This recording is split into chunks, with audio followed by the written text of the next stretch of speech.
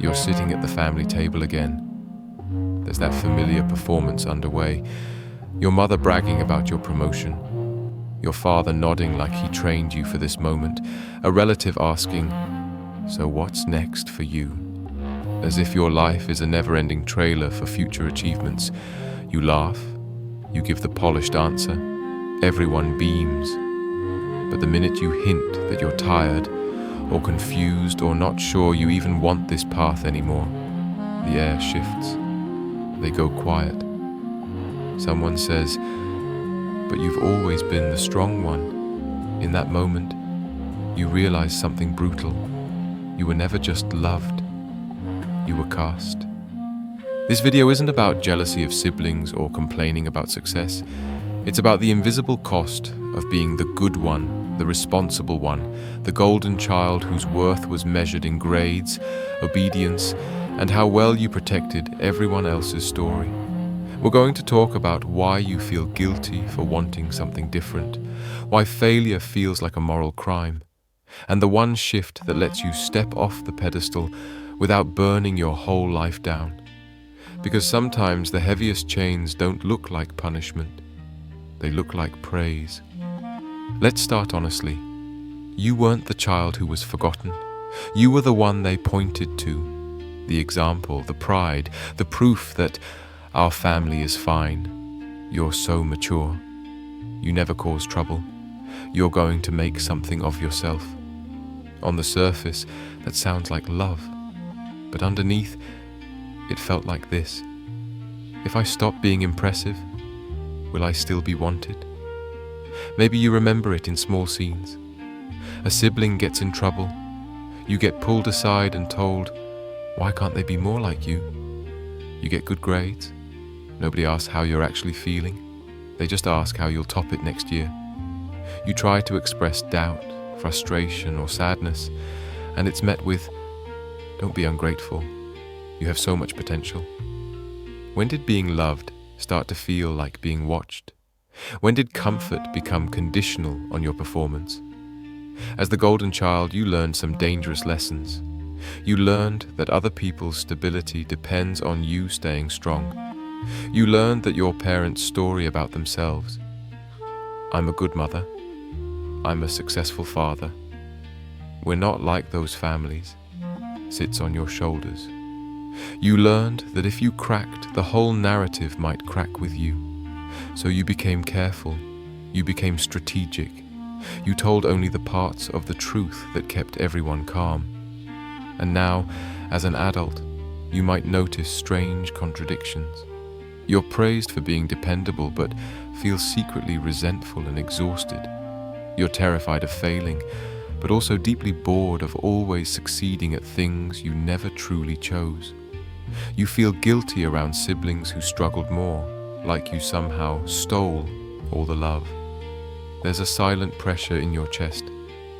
If I stop holding it all together, I become the problem. So you keep overachieving.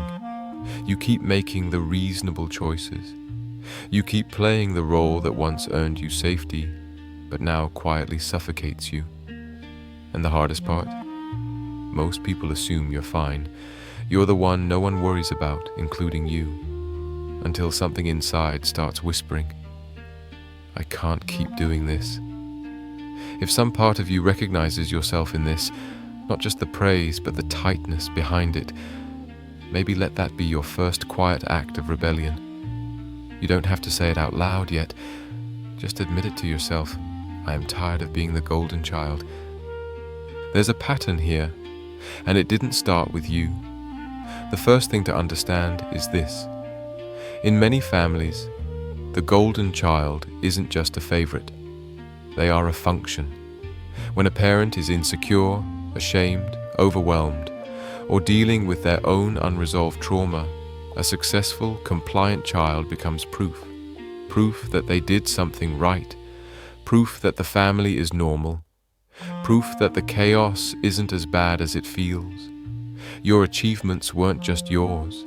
They were evidence in your parents' trial against their own self-doubt. So the love you got was often tangled with relief. Relief that you weren't like the problem sibling. Relief that your trophies could cover the cracks in the walls, and that's not your fault. But it explains why the pressure feels so life or death. Because to your nervous system, it never was just about a grade or a job or being polite at dinner. It was about whether the people you depended on would still see you as good enough to keep loving. Pause here for a second. Ask yourself, when you imagine disappointing your family, what exactly are you afraid will happen? Really picture it. Often, the fear isn't just, they'll be sad. It's, they'll see who I really am and withdraw the warmth I only seem to get when I'm shining. That is not motivation. That's emotional blackmail disguised as encouragement. Second, the role becomes a mirror you can't step away from. Over time, I do well quietly becomes, I am the one who does well. If you're not excelling, you feel like you don't exist. So you start chasing more degrees, more certifications, more promotions, more emotional labor, more proof that you're still worthy of the praise that kept you safe. Failure, even small, feels catastrophic. A simple mistake doesn't register as, I messed up. It lands as, I'm an imposter, I've been lying.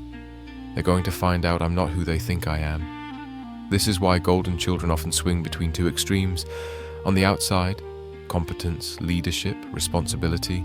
On the inside, panic, shame, and a constant sense of being one step away from being unmasked. You don't just fear losing status. You fear losing the only version of yourself anyone ever seemed to love. And here's the cruel twist. The more you succeed, the more people put you on a pedestal. The higher the pedestal, the further the fall feels. So you cling even tighter. Let's zoom out. There's another layer to this that isn't just about your parents. It's about culture. We live in societies that worship the good child. Schools reward quiet compliance and high output. Relatives praise kids who never talk back. Media paints ideal sons and daughters as loyal, self-sacrificing, and endlessly high-performing. From the outside, you look like the success story of this system. On the inside, you're its collateral damage. Because what do these systems actually reward? Not authenticity, not emotional honesty. They reward self-suppression in exchange for approval. They praise little girls for being so helpful while ignoring their exhaustion. They praise little boys for making the family proud while never asking if the dream is actually theirs. They celebrate the immigrant kid who becomes a doctor or engineer, but never sit with the grief of all the selves that child had to bury to get there. The golden child is not just a family role, it's a cultural product. You didn't invent this script, you were handed it. In some families, you were forced into it. So if you've ever thought, why can't I just be grateful?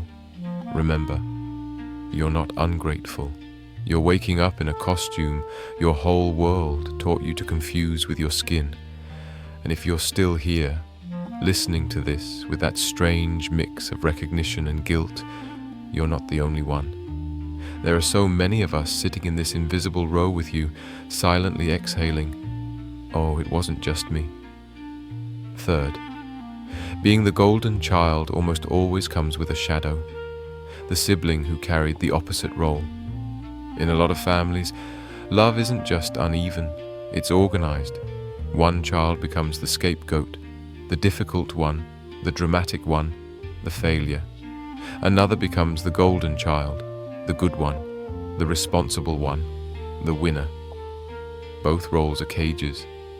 But as the golden child, you were taught to see your cage as a throne. You got the smiles, the praise, the lighter consequences. You may have gotten opportunities your siblings didn't. And with that came a quiet, corrosive guilt. Maybe you watched a brother or sister get blamed for things that weren't fully their fault. Maybe you got comfort after a fight while they got silence or rage. Maybe you were urged to set an example while they were written off as hopeless. It can leave you with a split inside. Part of you feels superior, at least I'm not like them. Part of you feels sick. Why did I get love and they didn't? That guilt can follow you into adulthood. You might overfunction in your sibling relationships, always trying to fix, rescue, or apologize for a dynamic you never chose. You might secretly believe that your wins were stolen, or that you don't deserve them. But you didn't design the system that divided love into winners and losers. You were a child trying to survive the same storm, just in a different corner of the house. Fourth, this role lodges itself in your nervous system. Golden children often grow up in emotionally unstable homes that look stable from the outside. There might have been financial stress, mental health issues, conflict between parents, cultural pressure, or unresolved trauma in the generations above you. You learned quickly that your job was to keep the peace, to anticipate moods, to never become one more problem. That's not just a mindset, it's a physiological adaptation. Your body learned to scan constantly. Is everyone okay? Did I say the right thing? Did I make them proud? Rest feels suspicious. Joy feels like something you have to earn. Needing help feels like a betrayal of your identity. So you keep going.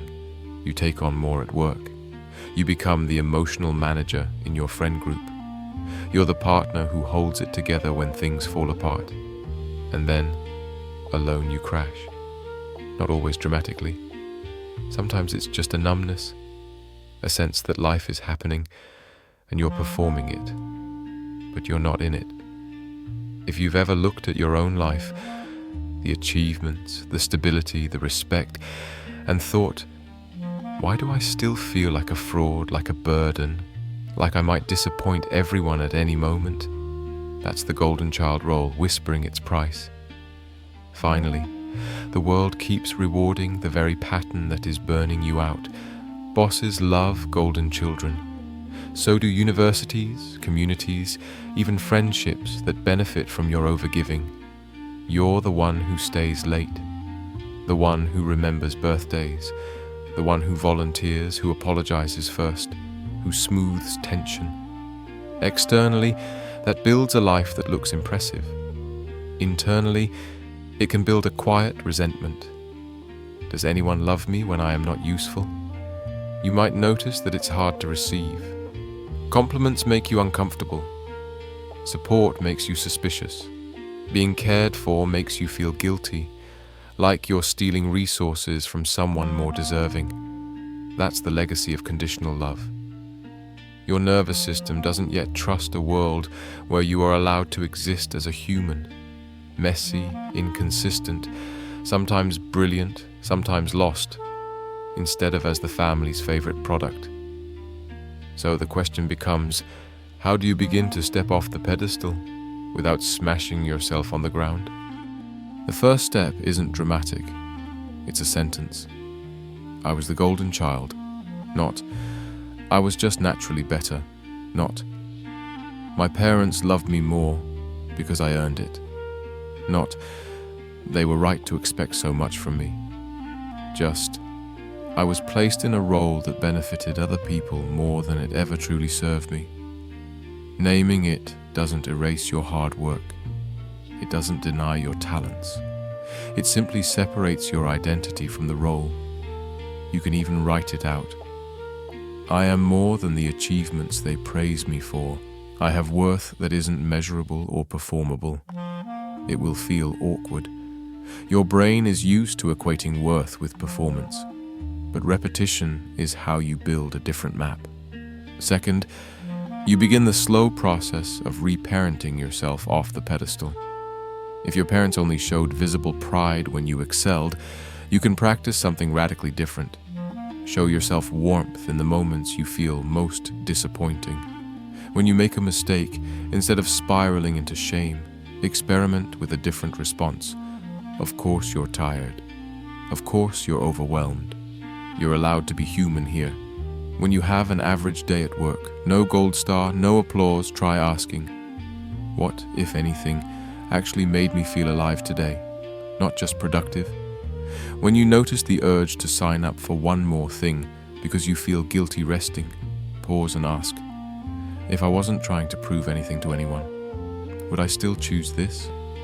These are small acts, but they chip away at the old rule that said, you are only lovable when you're exceptional. Third, you practice safe imperfection with safe people. Stepping off the pedestal doesn't start with the hardest audience.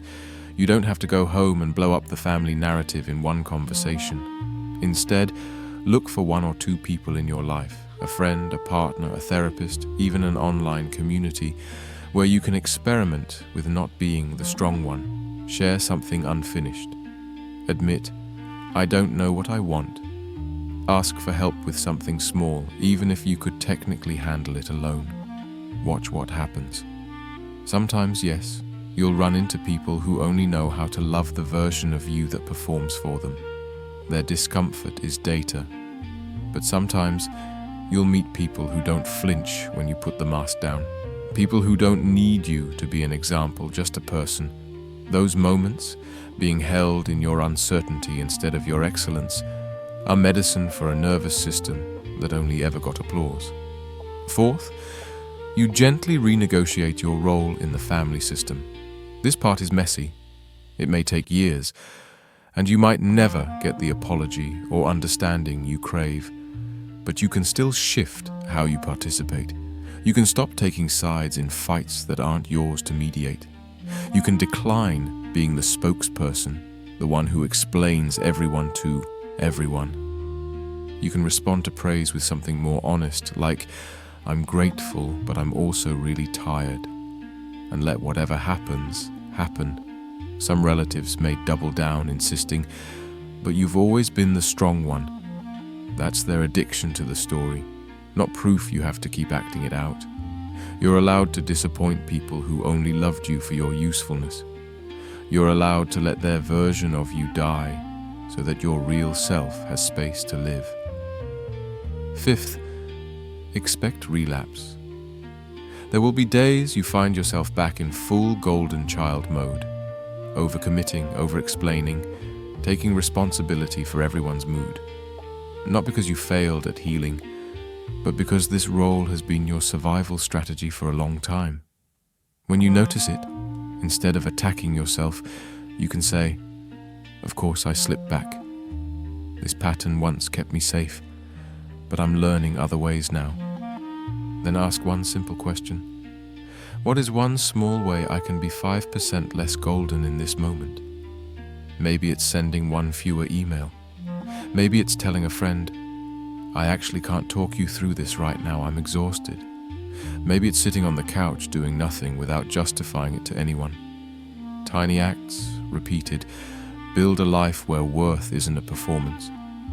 And if this video is touching something you don't have words for yet, you might want to keep it somewhere you can come back to, as a reminder on the days you feel yourself climbing back onto the pedestal out of habit. Let's go back to that table.